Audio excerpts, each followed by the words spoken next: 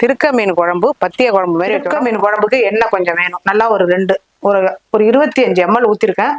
அரை வடகம் போடுறேன். ஒரு பெரிய நார்த்தங்காய் அளவு புளி கரைச்சிருக்கேன். 3 கிராம் மிளகு போட்டிருக்கேன். 1 ஸ்பூனு தனி மிளகாத்தூள் சின்ன ஸ்பூன்,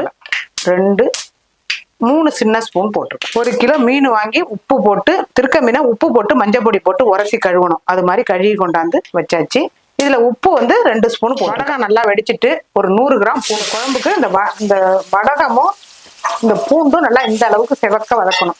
நம்ம போட்ட மிளகாத்தூள் எல்லாம் மிக்ஸ் பண்ணியாச்சு. அப்படியே இதில் வச்சிருவோம். குழம்பு நல்லா கொதிக்கட்டும். அப்படியே மூடி வச்சிருவோம். குழம்பு நல்லா கொதிச்சிருச்சு. இப்போ நம்ம கழுவி வச்ச மீனை போட்டுற வேண்டியது. அப்படியே மூடி வச்சிடலாம். குழம்பு சூப்பரா ரெடி ஆயிடுச்சு. கொஞ்சமா பெப்பர் பொடி, அப்பதான் நல்ல வாசனையா இருக்கும். அப்படியே ஆஃப் பண்ணிடலாம்.